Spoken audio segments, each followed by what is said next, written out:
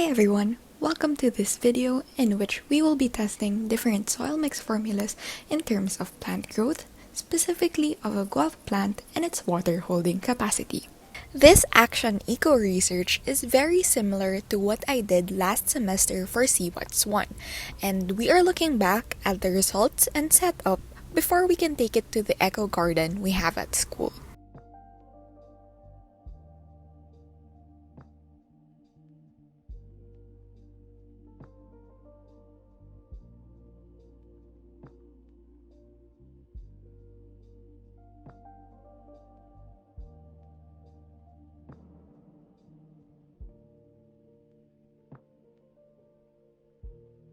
To give a little background on why this research is being done, plants with medicinal benefits are highly valuable in the Philippines and in our communities. Back in 1997, the Department of Health created the Traditional and Alternative Medicine Act, or TAMA, in which they named 10 traditional and alternative medicinal plants in the Philippines, specifically Lubi Santa. Out of these 10, bayabas or guava is a long-term perennial tree which resists extreme climatic conditions, is easy to propagate, and is low maintenance. With these, it is in high demand within the communities, and this is the reason why I also chose to focus on guava plants as my subject plant. To assure that the guava plants will be growing in a good environment, we will be testing different types of soil formula mixes that can help in the growth of the plant. Another factor that we will be observing is the water holding capacity of the soil mix formula. Now, why is this necessary? It is known that Metro Manila is prone to floods after long hours of rain. We can help alleviate our soil and flood situation by planting more trees and using soil that is more appropriate. With these in mind, I went ahead and purchased 3 small guava plants. These plants were placed in pots with holes at the bottom and placed on top of a rack with holes. These holes helped in observing how much water dripped and fell into the catch basin that is placed directly below them. One guava plant was planted in loam soil alone, and this served as the control plant for us to observe more clearly the effects of the soil mix formulas. The second guava plant was planted in loam soil with food waste such as fruit peelings, leftover food, and essentially lahat ng mga nabubulok. Lastly, the third plant was planted in loam soil with sawdust and ashes. To measure the plant growth, I measured its height, counted the leaves, and took note of its appearance, whether it looks healthy or not.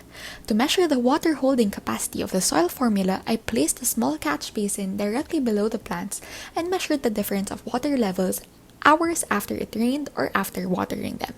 For the initial measurements, the control plant had 32 leaves and was 52 centimeters in height.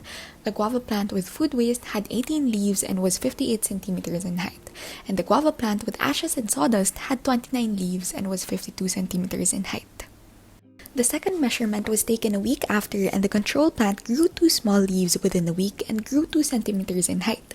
The guava plant with food waste grew 1 leaf and it also grew 2 centimeters in height. The last setup with the ashes and sawdust remained to have 29 leaves and only grew 1 centimeter in height.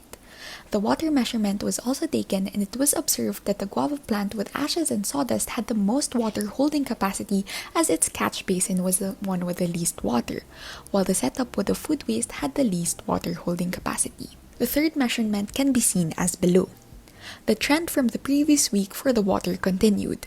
The setup with the ashes and sawdust had the most water holding capacity, and the setup with food waste had the least water holding capacity. In summary, through this research conducted in a short time, we have observed that the soil formula with food waste gives the most growth to the guava plant, but it has the least water holding capacity. This could be due to the water excretion of the food wastes, which adds to the moisture and water given to the plant. The food wastes also added much more nutrients to the plant, which could also be a reason why it grew the most. On the other hand, the soil formula with the ashes and sawdust saw the least growth, but had the most water holding capacity. This could be because sawdust and ashes add coarseness to the soil, which makes it harder for the water to flow out of the plant. This setup also saw the least growth, as the ashes and sawdust have less nutrients and vitamins given to the guava plant. From this research, we can see that any of the 3 soil mixture formulas gives growth to the guava plant.